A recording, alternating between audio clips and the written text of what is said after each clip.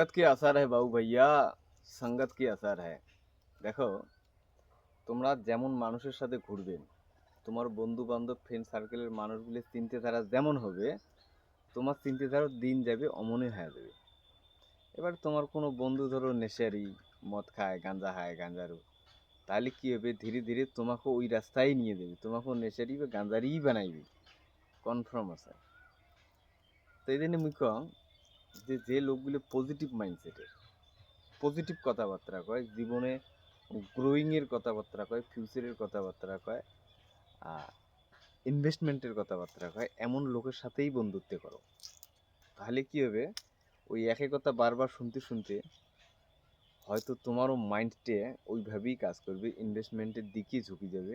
ইনভেস্টমেন্টটা কী এটা বুঝতে পারবে। ইনভেস্টমেন্টটা আসলে ধরো ধরো এই যে পিছনের যে বাসবাড়িটি দেখেন, নতুন কোনো বাসবাড়ি লাগাইছে, যখন নতুন বাসবাড়ি লাগানো হয়, ওই প্রথমে একটা গাছ একটা বাঁশ আনে গাড়ি দেই, এবার গাড়ি দিয়ে 4-5 বছর কোনো রকম করে গাছটা ভর্তি থাকে, কোনো নোকা ফোকা কিছু দেয় না, কোনো রকম করে জাস্ট বাঁচি থাকে।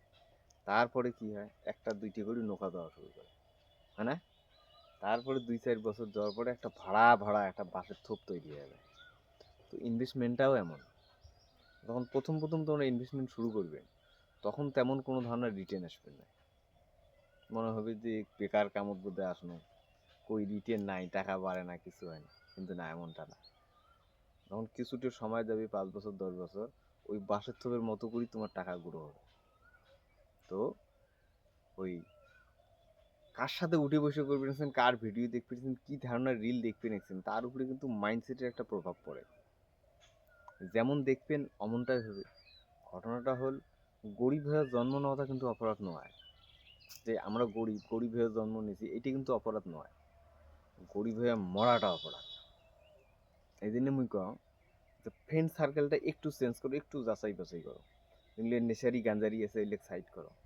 সাইড করিয়ে যেন ফিউচারের কথা কয়, না ইনভেস্টমেন্টের কথা কয়, যেন জীবনের ভবিষ্যতের কথা কয়, আগামী দিনে কীভাবে ভালো হওয়া যাবে সেগুলি কথা কয়, এমন লোকের সাথে উঠে বসে করো, এমন লোকের সাথে বন্ধুত্ব করো, জীবনটা সুন্দর হয়ে যাবে। সময় আছে তো। এলা আমার বয়স ধরো 30-35 বছর। একটা লম্বা সময়ের জন্য যদি আমরা এইভাবে ইনভেস্টমেন্টটা জারি রাখি, বাসের তো কেয়া স্ত্রী পড়া হোগা। সো মোর চ্যানেলটা সাবস্ক্রাইব করে মাঝে মধ্যে আসি, এমন মোটিভেট ভিডিও বানিয়ে দিন, ভাল লাগবে। তাতে যদি তোমার মনত একটু ইনভেস্টমেন্টের দিকে যদি একটু রুচি তৈরি হয়, আর সাকসেস হবে, হ্যাঁ না? সাবস্ক্রাইব করে দিন। থ্যাংক ইউ, ভালো থাকেন।